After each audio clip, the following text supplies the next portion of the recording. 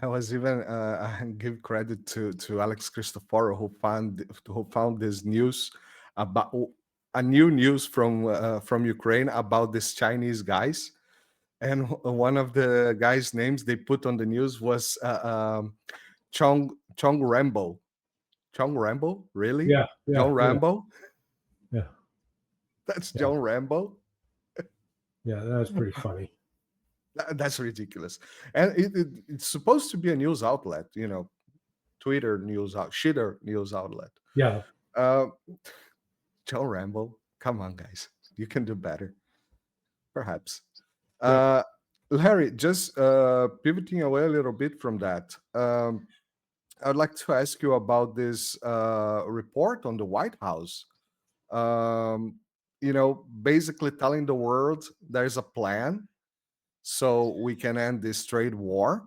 And basically, one of the points of the plan is, give us money. It's like the mafia. Give us money. What a beautiful country you have there. I'm not sure what you're talking about there. Are you talking about that document they posted on the White House website? Yeah, exactly. I guess the guy, Alexander Mercouris, talked about it quite extensively on his show. Yes.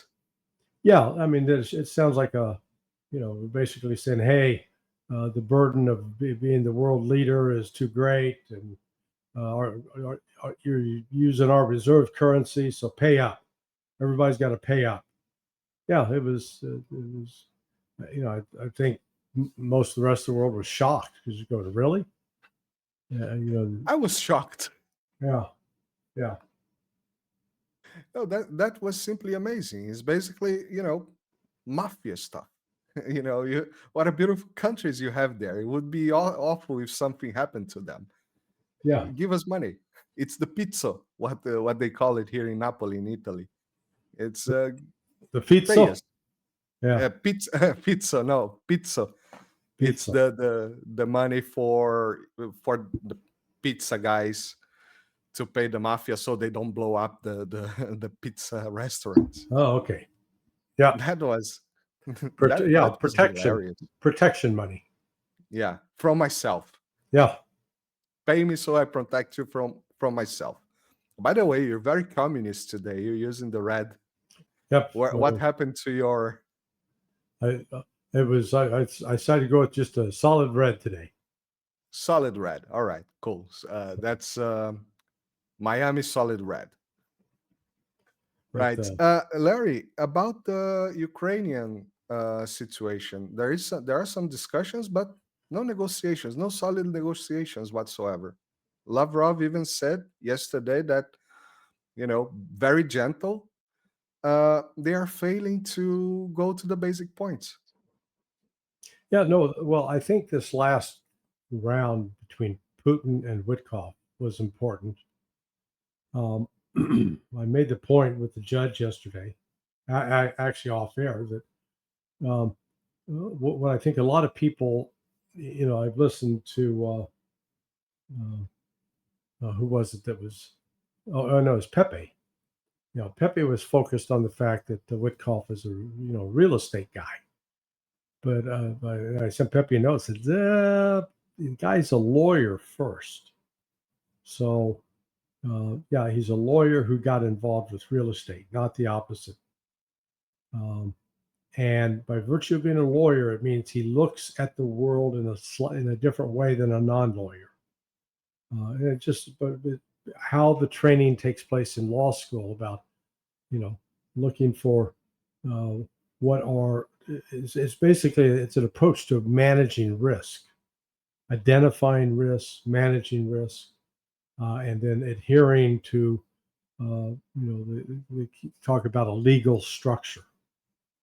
Well, Putin also is a lawyer. So I think actually the communication between the two was probably pretty solid because, Putin understood his legal background, Witkoff's legal background, and could, convey to him the entire case from Russia's perspective as a legal case, basically presenting the brief on why they're doing this and what it's going to take to get it stopped.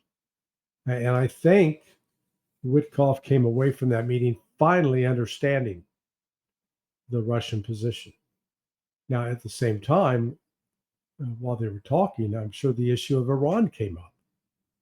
And so you're not going to separate Iran and Ukraine into two separate buckets. They're actually intertwined.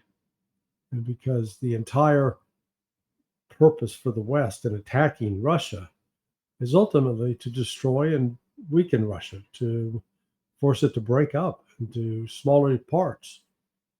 And in that regard, Iran plays a critical strategic role on basically these, we call it the soft underbelly of Russia. If Iran can be converted into a solid U.S. lackey, I would call them an ally, they got to be our bitch, then we'll have another base by which to essentially attack Russia. That's part of what's going on here. And it also fracture the, let's call it resistance. It's something different, but let's use a simple word, resistance, against the West aggressions.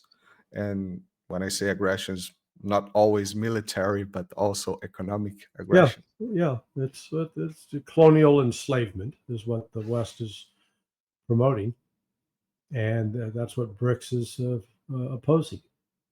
And that's why I think it's important to recognize that this relationship between Russia and China now is very, very deep. It is not a superficial relationship at all. It is, let's call them blood brothers. Blood in, blood out. Yeah. As the movie I told you.